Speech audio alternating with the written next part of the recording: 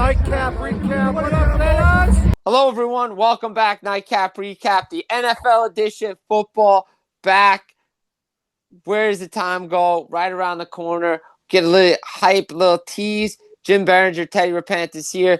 Guys, check out the wrestling episode. We dropped it. WWE New Direction. Finally heading in that direction. Please check that out. NFL right around the corner. Preseason this weekend. We just had the Hall of Fame game. I know my man Teddy's excited. I'm always hyped for the NFL, Jimmy. It's the dog days of August are coming up soon. That means training camp full swing, preseason's here. I'm ready to talk football. We're going to be dropping a lot of football knowledge and info for the fans as the season goes on, much like we did last year. So I'm excited, Jimmy. Go check those out. Specialty Media, Spotify, all the old episodes, the 5 bowl predictions, everything that we have. We hit a lot of stuff last year. We'll hit it again this year. This is the place to be. Follow the Nightcap Recap everywhere. We're the best in the business for a reason. You hear it from our boys shouting us out everywhere. Best podcast in the business. We got to start with the preseason game before we get into the news and notes. I know it's a Hall of Fame game. Hall of Fame class was great. But I got to say, Carson Beck, Haynes King doing what they did best in college. I'm going to say this. I'm not going to be shocked. Maybe this is an appetizer for the 5 bowl predictions. I won't be shocked if Carson Beck is a starter early in the season for the Arizona Cardinals. It's not a stretch, Jimmy, because how much can Jacoby Brissett do here, right? I think he was 1-15 as a starter last year, won one game, right? So I think Arizona's, again, going to be the worst team in the NFL. So why wouldn't they get a look at Carson Beck, especially – he played himself into potentially having a roster spot here, right? So it's not a stretch. I mean, I get it. He's playing against guys that are probably bagging groceries in a couple of weeks, but still, right. They're NFL players. They're playing in preseason games. These are guys who are trying to make rosters. It doesn't matter, Jimmy. Like, both coaches had their teams prepared to play, it looked like. Right, and Haynes King drives him down like he did at Georgia Tech. I hope he gets a roster spot for Carolina because they could use him in packages.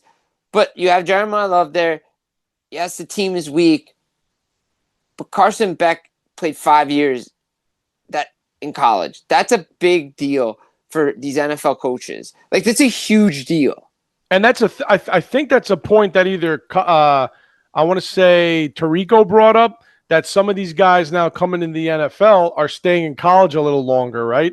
So they're a little older, a little more experienced, running under pro systems, and you see what Carson Beck can do. It's not like every day that you would see a rookie play that well. Even in a Hall of Fame game. It doesn't happen every year. So I think that you're right, Jimmy, right? I think it kind of benefits some of these guys that were there a little longer. They're a little older, little seasoned, and they can fit right into the NFL system. I'm going to be interested to see what he does against the 1s and 2s if he gets a chance, like in that 3rd preseason game. Yeah, he might. Because if he does as good as he did against those guys, you might as well give him a job week 1. Yeah, I mean, and look, but they signed Brissett, right? They I know, but again, contract extension, but we've injuries. seen this. Russell Wilson took the job away from Matt Flynn. You're right. We have seen this before in the NFL. It happens more often than you think. You think you sign a guy, this is your guy, and then the young kid comes in. It could happen with Mendoza and Cousins in Vegas too. Nah, not this year. So you're not sold on Mendoza? I think Kirk Cousins is the perfect guy for that system. I think the Raiders are doing the right stuff. Me and Andy Mack talked about this heading into the draft. You build the team up for Mendoza. You get the protection in place. You get the pieces in place. Let him learn under Kirk Cousins. This is the perfect quarterback for that offense, for the Raiders. Do not rush Fernando Mendoza because, let's be honest, as much as he looks good, he's doing things right. It's clearly Kirk Cousins' team this year until it's not. And I think this thing goes pretty deep into the season. Because if the Raiders tail off at the end of the season, maybe we see it. Yeah. But if they're in a position for a wild card spot, Mendoza ain't seeing the field. Yes. Overall, what we like to see here in the preseason is the young kids get the opportunity. And, shout out that, look, the game ends on a walk-off touchdown. That's a good omen for the season, I think. Like, this was actually a high-scoring, back-and-forth game. The refs it wasn't sloppy. It wasn't sloppy. The refs didn't stick their noses. We're going to get sloppy football, but I think this is a sign, hey, refs, let these guys play. don't throw the flags every other play, and you might get a good product of football out there. And before we move to our running backs getting paid, let's talk about this. You said it, guys, hungry guys playing, looking for roster spots. That's what makes the game so good. Absolutely. That's the whole reason that they have a preseason, right? For guys that are hungry, for the hidden gems, Victor Cruz, Jeremy Shockey. I'm naming some Giants that these guys got their names on the map because of preseason games, Yeah, right? We Victor Cruz destroyed the Jets the one year and got him a roster spot. Yeah, we heard about these guys because of the preseason. Brock Purdy had a good couple preseasons when they were trying to go with Trey Lance. Brock Purdy came in there and looked pretty good. That's why they kept him on the roster. So a lot of things can happen in the preseason here for guys that we see later on. Right. Finally, the running backs are getting paid. About damn time. How many years have you been talking about that on this podcast, Jimmy? Pay your running backs, and good things will follow when you pay your running backs, right? Think paid Saquon. Giants should have paid Saquon. Yep. Didn't. Okay. Didn't do it. I still don't think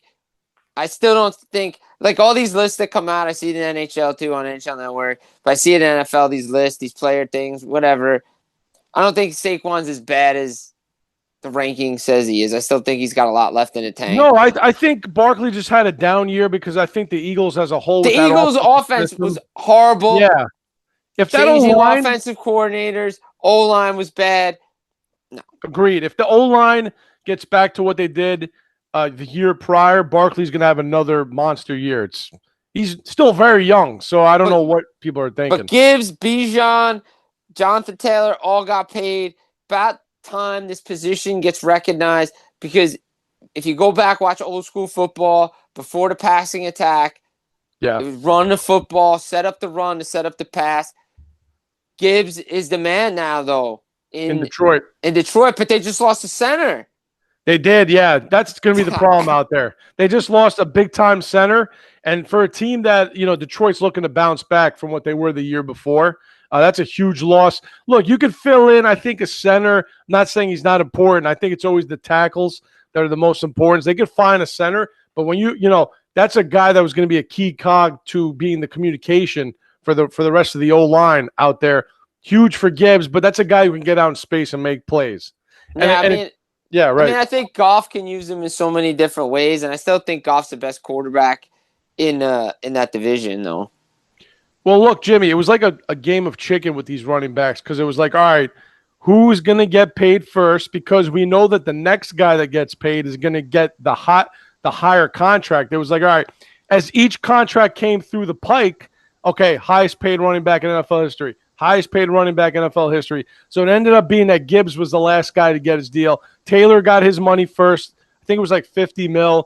Bijan was like 51, and then Gibbs ended with like 52, right? All of them like three years, I believe. So whatever, it's a couple $1 million difference. They all got paid similar money, and they all deserved it because they've all proved it on the field, man.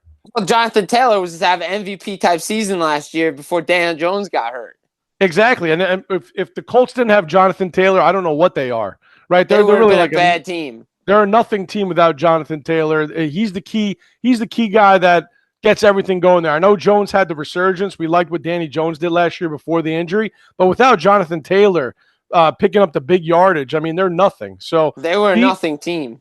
Yeah, and Bijan, again, a guy that's offensively, besides Drake London, look, Tua or Michael Penix are going to be the quarterback for this team. Bijan's going to get a lot.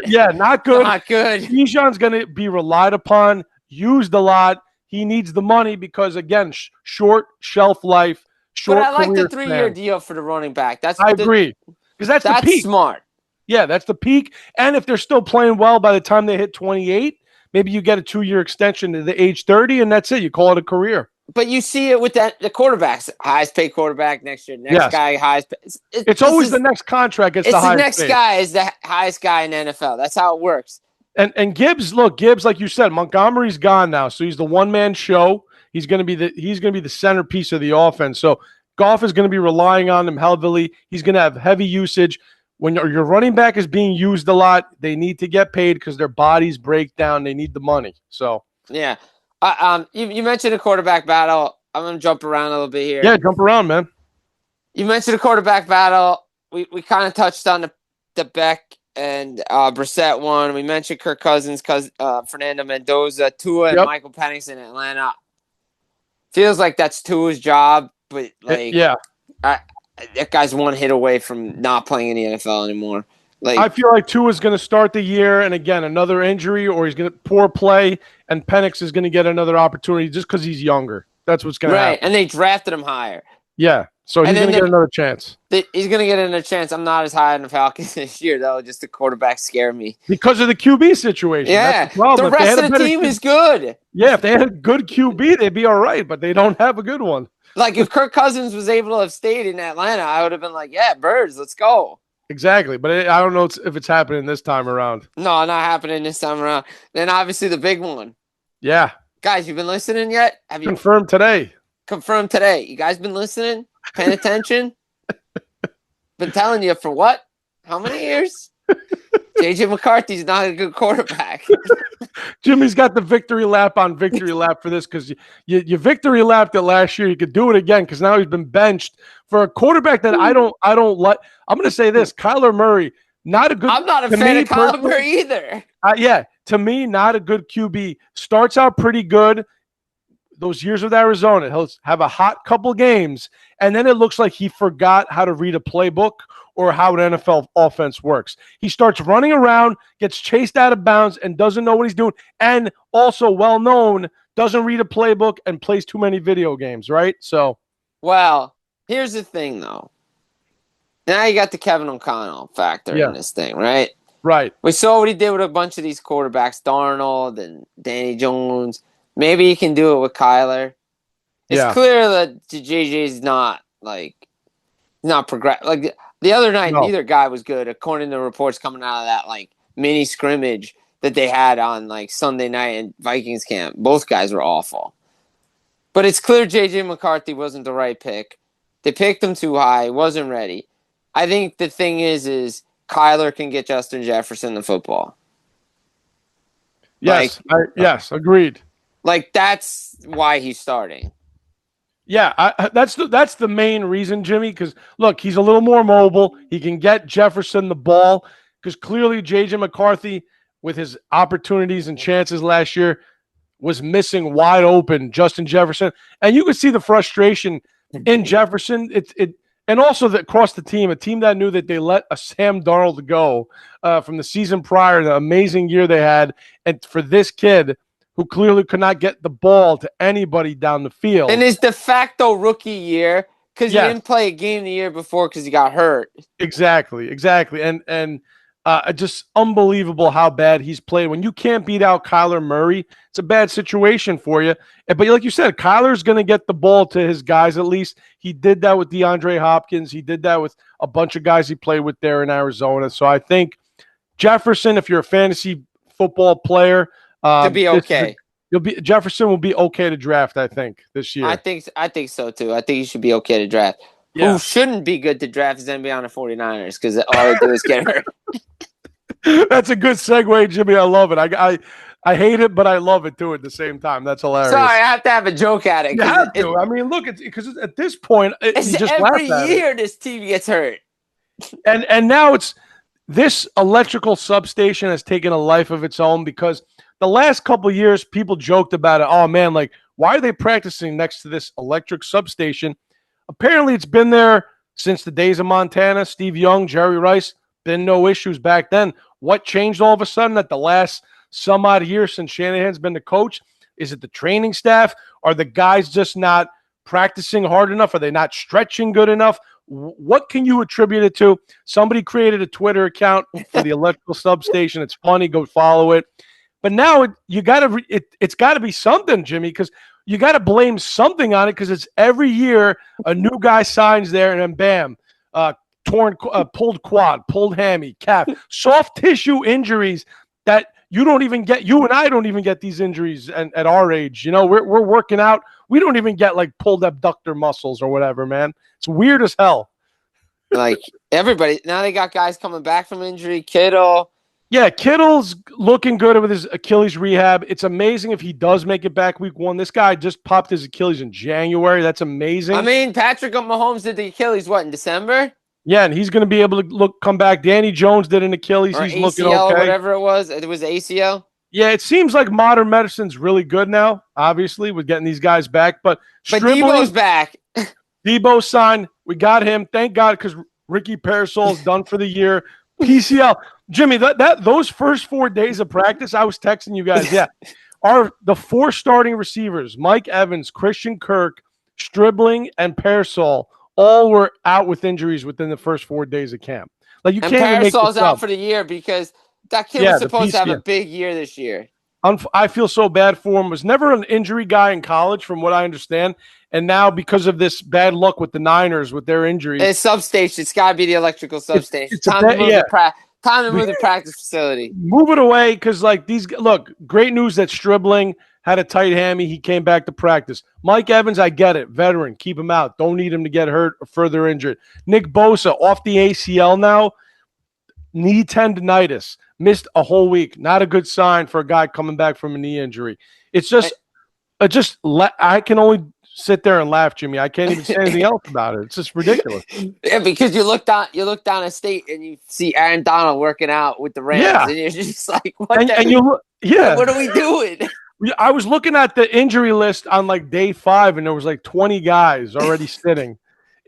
I know some of them are like backups or whatever, but it's ridiculous. And I hope, look, Shanahan, even him, he was injured. He had the car crash. He's okay now. He's looking like he's going to be back. Yeah, he looked like he went 15 rounds with the heavyweight champ, though. He did. Look, the one good thing is we got about a month to go for the season. Put these guys in bubble wrap. Don't let them practice anymore. No preseason games. When the time comes, get them ready to go out there for regular season. Just stick them in a hyperbaric chamber until they're ready. Even McCaffrey, right? Tightness, quote-unquote tightness. What's tightness? Where? Hammy, calf, knee? Tell me. Because anytime you hear tightness, soft tissue with CMC, it's not a good sign, man. No, especially, and he had a big year last year, too. So it's crazy. And look, the schedule, I'll say this. Niners overachieved last year. A lot of injuries, softer schedule. Schedule got a little tougher this year. You would think with everybody being healthy, quote unquote, okay, they'll be able to compete. But if the injuries pile up, you're playing better QB competition. 12 wins is going to be a tall task if you don't have everybody healthy. If you got the full health, then okay, I'm looking at 10, 11 wins, hopefully. Hopefully. So we'll see, man. We'll see. Say a prayer for the 49ers, guys. Say a prayer. Always say a prayer for those Niners. But then you got Dallas every year is going to win the championship. Every single year, Jimmy. If you're Jerry Jones, you're winning the title every year, man. I mean, I like the extension for Quinnen Williams. I'll say that. But they did take a shot at Micah Parsons. They did. I'll say this. Look, Dallas is looking really good on paper with the talent. Like, we know they drafted Downs. He's been looking good in camp against CeeDee Lamb. They looked really good against the Rams in the joint practice.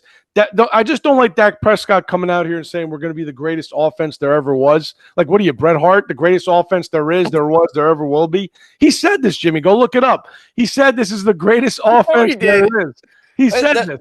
The reason I'm laughing is because the greatest offense was the greatest show on turf, and they didn't say a single word.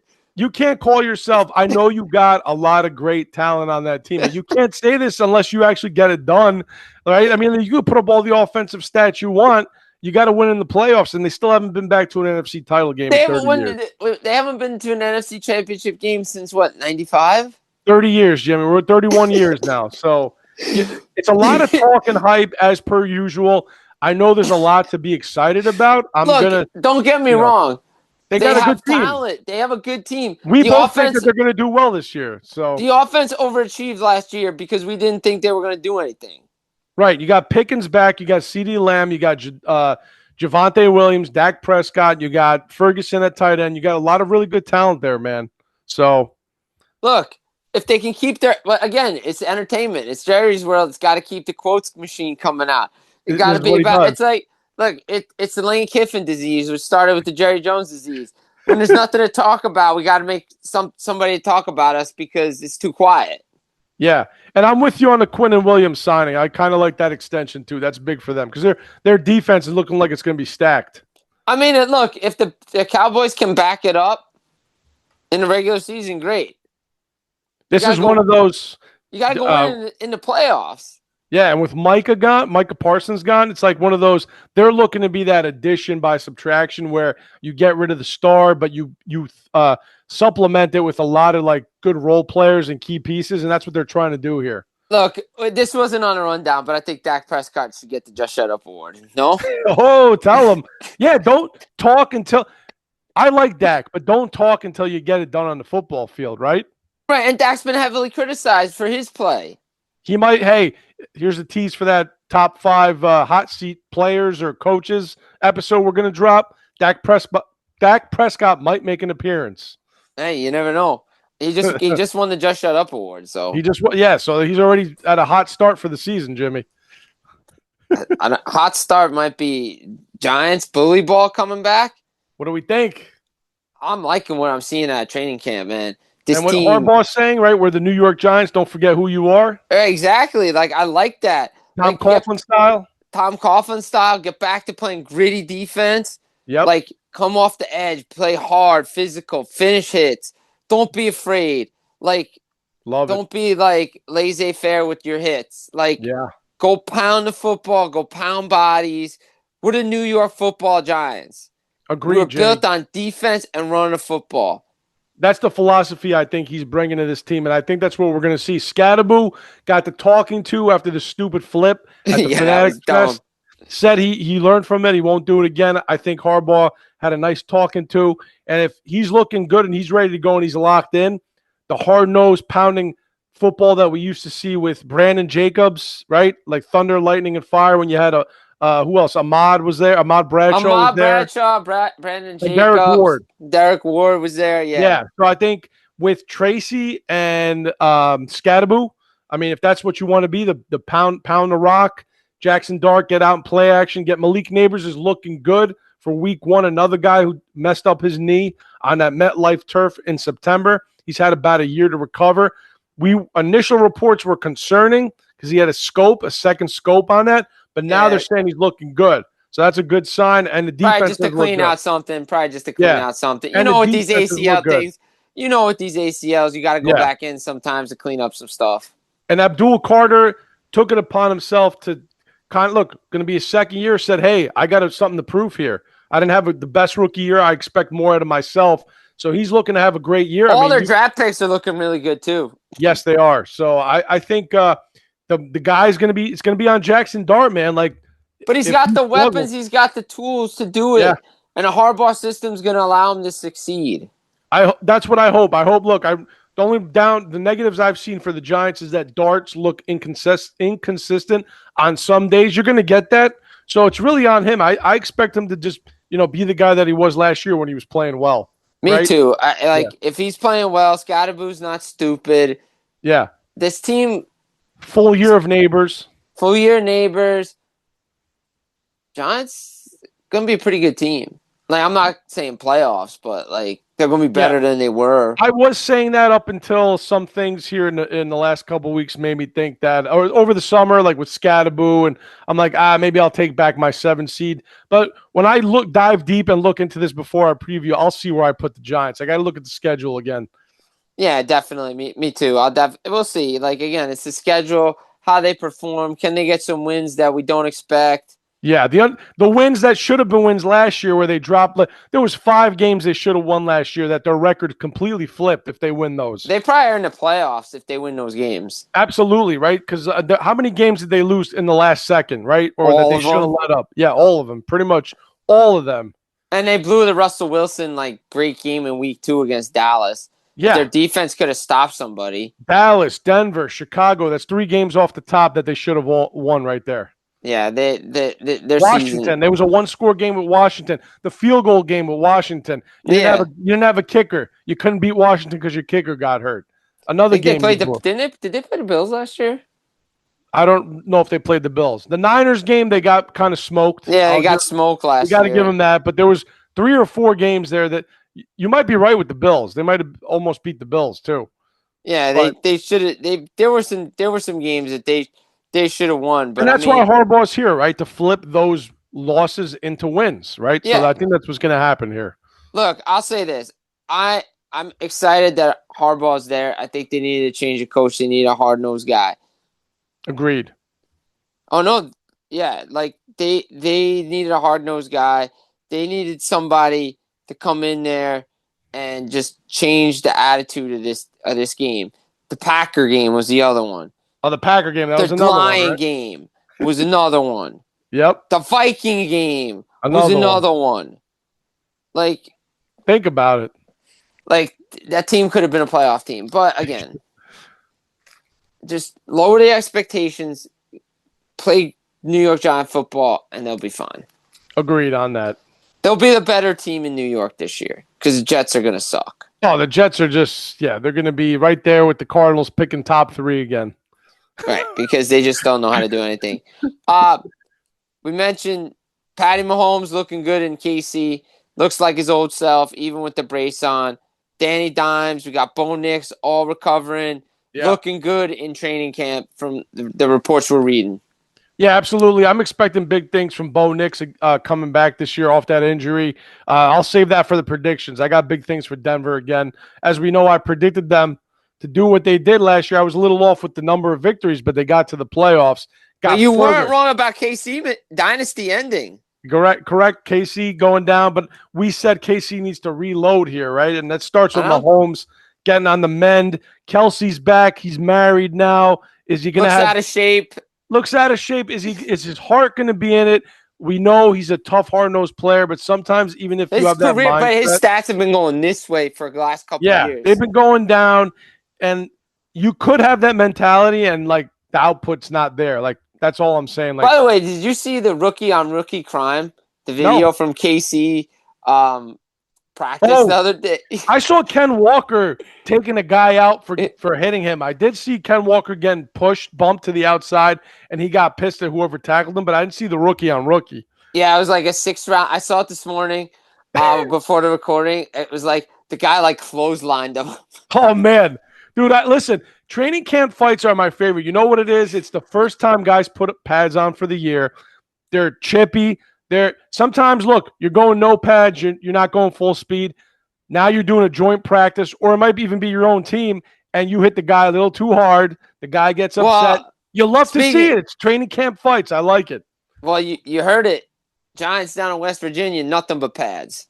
Right, and you love to see that. Yeah, that's a Harbaugh thing. That's an old school Harbaugh thing right there. I mean, I know technically you're not supposed to be doing it all the time, but do you want to know why? Now you know who did this. You want to know who did this? His older brother, Jim, or see, John's the older brother, right? John's the older brother. All right, so Jim, when he was the Niners coach, and you want to know why the Niners were like so good those 4 years. I think I don't know if they got fined or got talked to. He would run these padded practice when they weren't supposed to, and he would get his guys pad ready to hit from when they weren't supposed to. That's why the Niners were always like pretty aggressive and were always very, very violent with their hits, and they were always getting injured because they played so tough too. Yeah, I expect, like you said, Giants. Stephon Diggs, Commanders.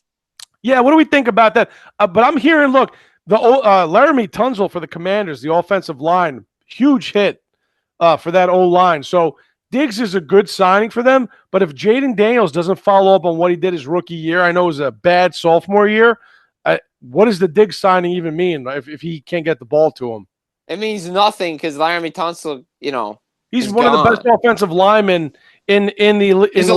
Is he a left tackle or right tackle? I forget which side he's on, but I know he has. Doesn't matter. He protects the quarterback really well. Yeah. And the fact of the matter is now you don't have that guy, and guys got to get shifted around. Yeah. It hurts Jaden Daniels because I was high on the Commanders last year. Yeah, the Commanders are my kind of a mystery for me right now. I don't know what to think because I want to say, look, I don't want to say what they showed 2 years ago was kind of like a flash in the pan, 1 year wonder type of thing. No, but if they have another bad year, I mean, you got to start. The doubts are going to creep in there, right? If you especially if Daniels can't stay healthy. I like Jane Daniels, but I love Jane Daniels. I think he's a great player. Yeah, they gotta protect him. Like we always said that in Cincinnati with Joe Burrow. Protect him. Protect him and protect your asset, man. Yeah, I agree. Dude, NFL season right around the corner, brother. Around the corner, brother. I can't believe it. Another year of us talking football. I can't believe it's almost here, man. Dude, where did the summer go? I will say this. It didn't feel like the summer flew by, but when you get to August, you're like, damn, where did the summer go, right? I mean, we're getting to that point. We're mid-August now, so it is kind of crazy. Soon enough, it'll be nice and cold outside, and I'll be happy about that. Not too cold. Not No, too nice cold. and cool, man. Nice and Nice and cool. cool. Nice and Yeah, cool. Cool not too brisk. cold. Nice cool brisk air in Yeah, the morning. I'm okay with that. I like it. But it's gonna be crazy. I cannot wait to talk more football with you this year. Me too, NFL on Jimmy. the nightcap recap, brother. Always excited. I cannot wait to get into another season with you, my man. I'm excited for that. Dude, guys, it's been 2-for-1 special nightcap recap. Get it, Full Press Media up on YouTube, Special Team Media, Jim Biringer, Teddy Repantis. Guys, take care. Take care.